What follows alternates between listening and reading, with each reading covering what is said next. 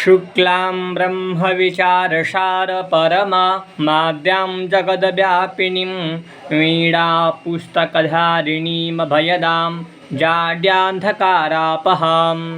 हस्ते स्फाटिकमालिकां विदधतीं पद्मासने संस्थितां वन्दे तां परमेश्वरीं भगवतीं बुद्धिप्रदां शारदाम्। आज के पाठ में हम लोग का सूत्र है नश्छव्य प्रशान। ठीक है। नह क्या है? तो नह षष्ठ्यंत पद है और छवि सप्तम्यंत पद है। यहाँ पे एको एनर्जी सूत्र से एड़ होकर यह हो गया है तो छवि है। ठीक। नह षष्ठ्यंत पद है, छवि सप्तम्यंत पद है और अप्रशान। ठीक है। अप्रशान क्या है? तो अप्रशान है प्रथमांत पद है। ठीक है। तो नश्छव्य प्रशान इस सूत्र में मतु वशो रूप संबुद्धौ छंदसी, इस सूत्र से रूप पद का अनुवृत्ति आता है। ठीक है। पदस्य का अधिकार चल रहा है तो उसी पदस्य के अधिकार में इस सूत्र का भी पाठ है तो पदस्य का भी अनुवृत्ति आएगा। ठीक है। और अम परे, पुमः खयम परे में जो अम परे है, अम परे का भी अनुवृत्ति इसमें आएगा। नश्छव्य प्रशान इस सूत्र में आएगा। देखिए 8वें अध्याय के तीसरे पाद का 6 नंबर का सूत्र है और ये 8वें अध्याय के तीसरे पाद का 7 नंबर का सूत्र है। तो अम परे का अनुवृत्ति किस में आएगा? नश्छव्य प्रशान के सूत्र में आएगा। तो इसका अर्थ क्या है? अम परे।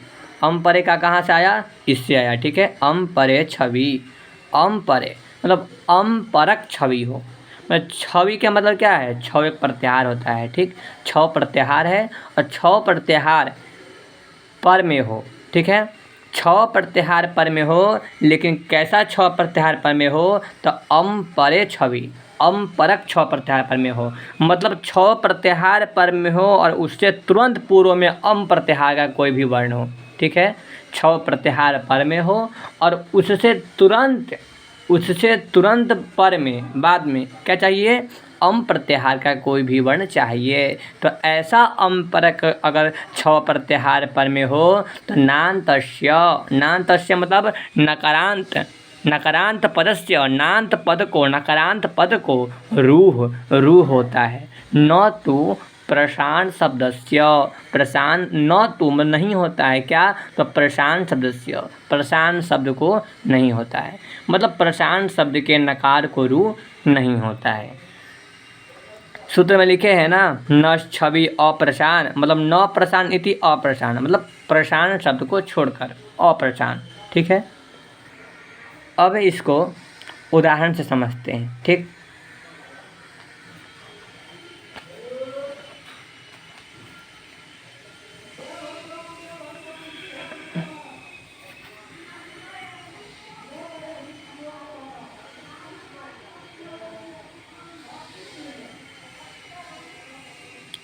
चक्रिन धन त्रायस्व। ठीक है। ऐसा उदाहरण रहता है। अब यहाँ पे सूत्र हम लगा देंगे कौन सा? नश्छव्य प्रशान, नश्छव्य प्रशान। क्या कहेगा कि नह मतलब नकार को, नह मतलब नकार को, कैसा नकार हो? तो पदस्य, पदांत नकार हो, पद के अंत में न हो। तो चक्रिन एक पद है और पद के अंत में न है कि नहीं है ना? तो पदांत नकार को क्या होता है? तो रूह होता है। कब होता है? तो अम परक छव प्रत्याहार पर में। कैसा प्रत्याहार पर में हो? तो अम परक छव प्रत्याहार पर में हो। अर्थात कहने का तात्पर्य है कि देखिए सबसे पहले नकारांत पद चाहिए। ठीक है। इसके बाद क्या चाहिए? तो इसके बाद छव प्रत्याहार का कोई भी वर्ण चाहिए। उसके बाद तुरंत अम प्रत्याहार का कोई वर्ण पर में चाहिए। ऐसा अम परक छव प्रत्याहार अगर पर में हो तो नकारांत पद को क्या होता है? रूह होता है। ठीक है। तो देखिए त्र किस किस वर्ण के संयोग से बनता है? तो त, र और आ।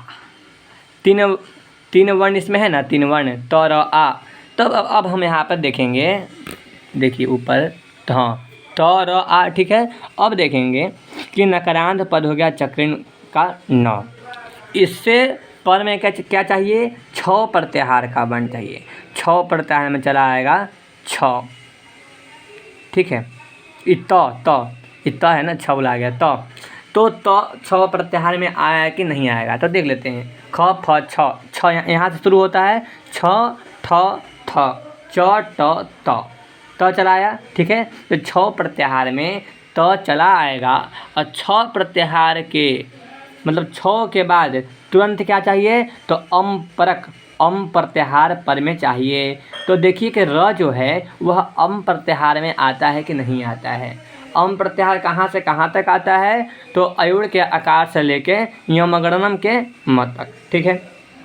अ, इ, उ, ऋ, ऋ, ए, ओ, ऐ, औ, ह, य, व, र, ठीक है। हय वरट में जो र है ना, र वो देखिए अम प्रत्याहार में चला आएगा, ठीक है। तो अम परक छ प्रत्याहार क्या मिल गया? त, ठीक है। तो अम परक छ प्रत्याहार के परे होने पर पदांत नकार को रू होता है तो न को क्या जाएगा? रू हो जाएगा। तो च, क्री, रू, चक्री रूधन त्रायश्व। फिर पहले की तरह ही सारा सूत्र लगाना है, ठीक है। चक्री रू त्रायश्व, ठीक। यहाँ पे अनुबंध लोप कर देंगे। अनुबंध किसे कहते हैं? इत संज्ञा योग्यतम अनुबंधत्वम, जिसमें इस संज्ञा का योग्य हो वह अनुबंध कहलाता है, ठीक है। तो उपदेश नासिक इस संज्ञा 10 से लोप कर देंगे तो इसको लिख देंगे शॉर्ट में अनुबंध लोप। तो क्या बन जाएगा? च, क्री, र, धन त्रायश्व। यहाँ तक बन गया। अब देखिए अब कौन सा सूत्र लगेगा? तो अब लगा देंगे अत्र अनुनासिकः पूर्वस्य तु वा। क्या कहेगा कि अत्र मतलब इस रूप प्रकरण में, इस रूप प्रकरण का मतलब जो रू हुआ है मतु व स्वरूप संबुद्धों से रूप पद का अनुवृत्ति आता है। इस रूप प्रकरण में जो रू हुआ है उसके पूर्व वर्ण को अनुनासिक होता है। तो चक्री में जो ई है ना, ई, चक्र ई, इसको क्या जाएगा? अनुनासिक हो जाएगा। तो क्या बन जाएगा?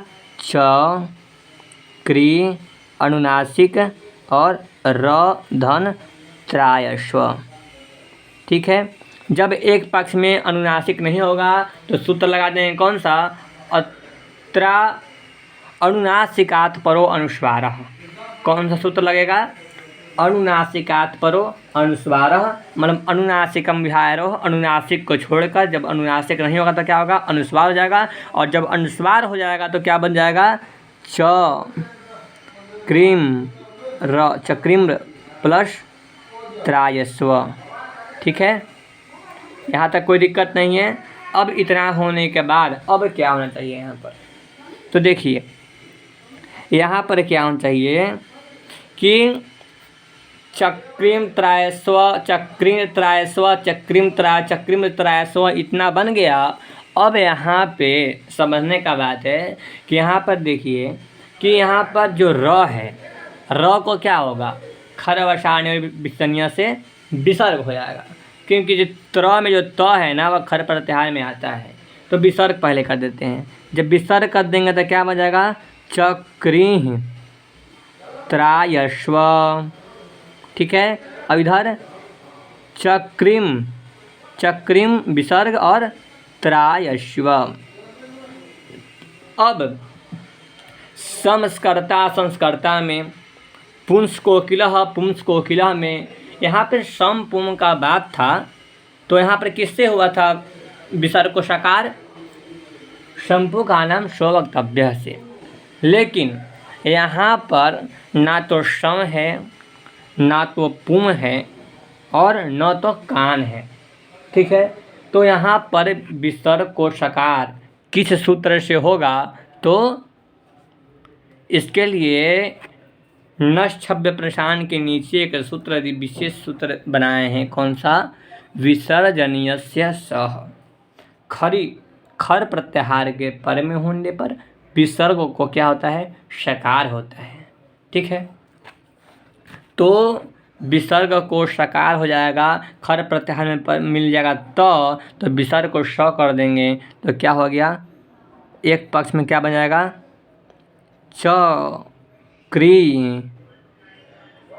चक्रिंस त्रायस्व।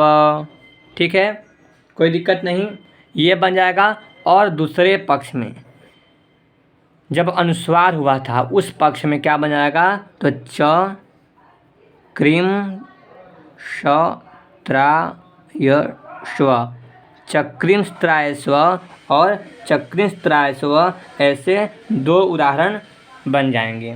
ठीक है, फिर यहीं पे विसर्जनीय से सह के वृत्ति में लिखते हैं खरी चक्रिंस्त्रायस्व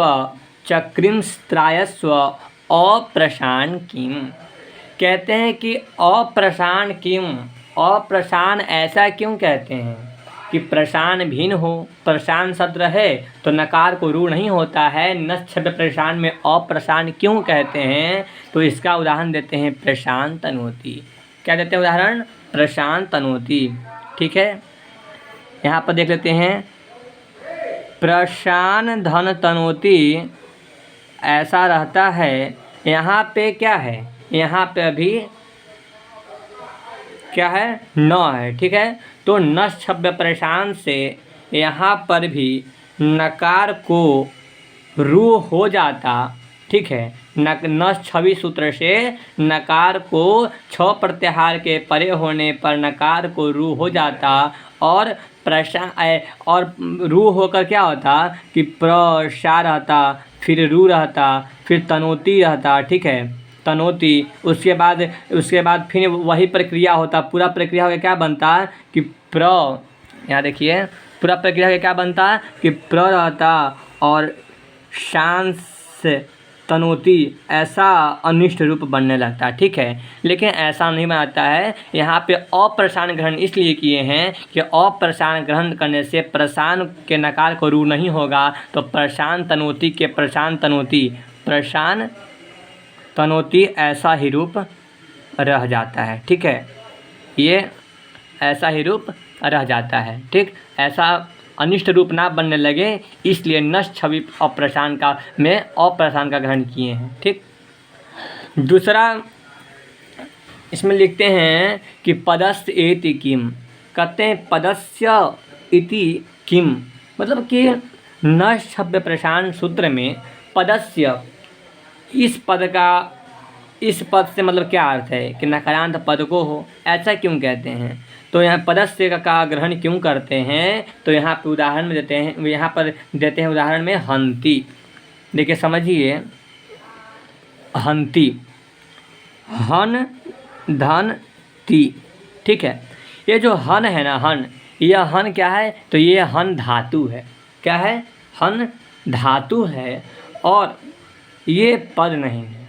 ठीक है, अगर पद का ग्रहण नहीं करते, ठीक है, तो क्या होता है कि नकार को नश छवि अप्रशान सूत्र से नकार को रू होकर अनिष्ट रूप बनने लगता, लेकिन यह पद नहीं है। वो क्या कहता है? वह पदांत नकार को करता है, यह पदांत नकार नहीं है, इसलिए यहाँ पे रू इत्यादि नहीं होगा। और रू इत्यादि नहीं होगा तो अनुस्वार और अनुनासिक ये भी सब भी कार्य नहीं होंगे। ठीक है, तो जो हन क्या है? यह हन एक धातु है।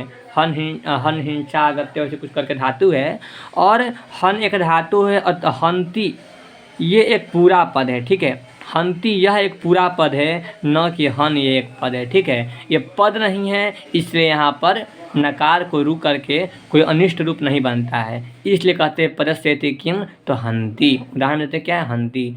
अगर पदस्य का ग्रहण नहीं करते तो हंति नहीं बन पाता, यहाँ पे अनिष्ट रूप बनकर हंसती ऐसे करके कुछ अनिष्ट रूप बनता। ठीक है, इस तरह हमारा विसर्जनीय से सह ये सूत्र खत्म हुआ। ठीक है, अब अगले पाठ में नृण पे इस सूत्र से चर्चा करेंगे।